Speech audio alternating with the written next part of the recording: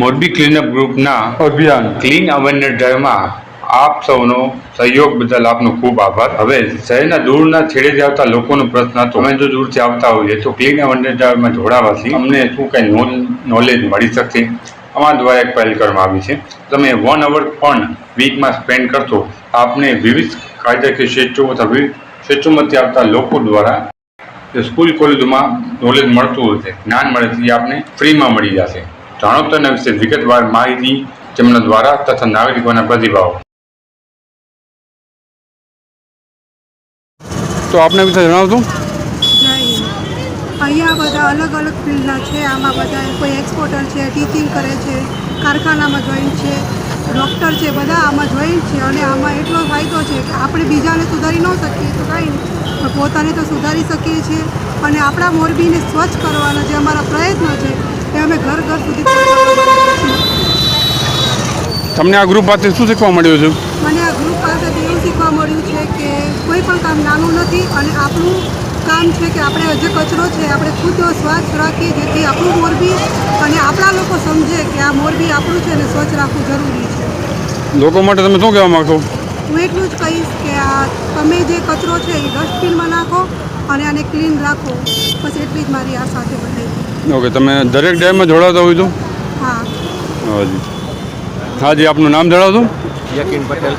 Okay જી, તમે કઈ ફિલ્ડમાંથી આવો છો? મોબાઈલ શોપ છે મારે. તો ઓકે, તમારો શું અનુભવ છે અને તમને શું શીખવા અને જાણવા મળ્યું છે ક્લીનઅપ ગ્રુપ મોરબી વાસવાથી? જાણવા તો એ મળ્યું છે કે આ કાર્ય બહુ સારું છે. એનાથી પર્યાવરણને પર્યાવરણ જાજુ સ્વચ્છ રહે છે.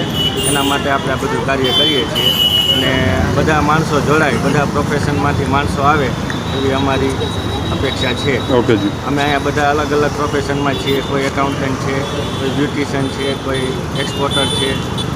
એટલે બધા માણસો જોડાવે એવું અમારી અપેક્ષા. તમારી પાસે કોઈ ગ્રુપ ભેગું 1 અવર એટલે કે એક વીટ આવે છે, તેની પાસે ઘણું શીખી શકે છે. અમને ગ્રુપમાં મેમ્બર જણાવેલું છે.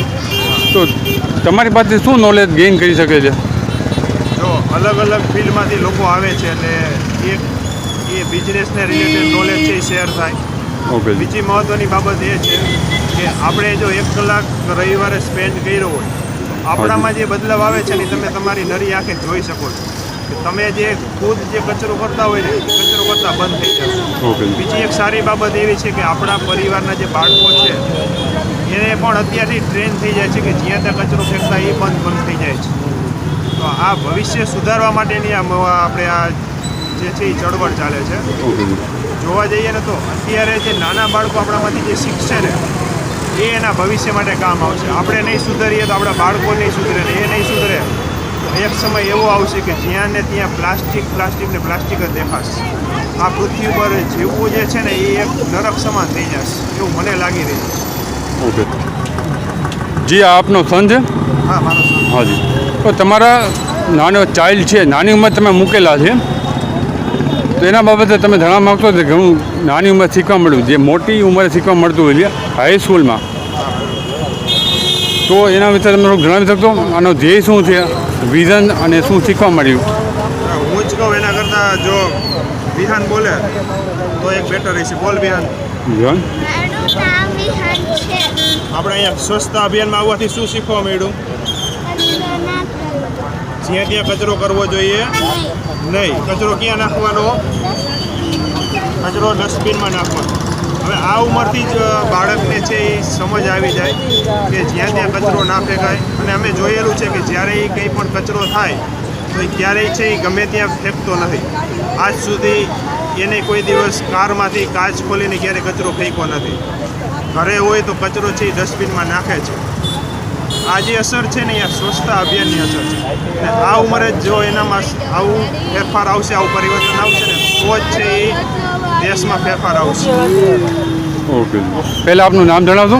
મારું નામ કાંતિભાઈ માતાસણા. ઓકે, તમે કયા ફિલ્ડ સાથે જોડાયેલ છો? તમે કયા ક્ષેત્રમાં હાલમાં કામ કરો છો? અચ્છા, ધંધામાં. તમે આ ક્લીનઅપ ગ્રુપ ઓફ મોરબીનું કાર્ય કેવું લાગ્યું અને લોકોને શું જણાવવા માગશો?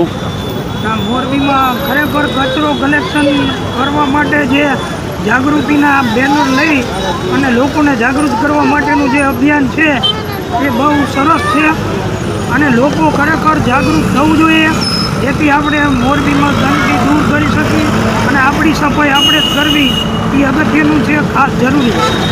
હવે કોઈ પણ ક્લીનઅપ ડ્રાઈવ થાય તો તમે જોડાવા માગશો એમાં અથવા લોકોને અવેર કરશો, જાગૃત કરશો? આ લોકોને જાગૃત કરવા માટે એક લોકશાહીમાં એક નાગરિક તરીકે આપણી સૌની ફરજ છે અને સૌને જાગૃત કરવા એ જરૂરી છે.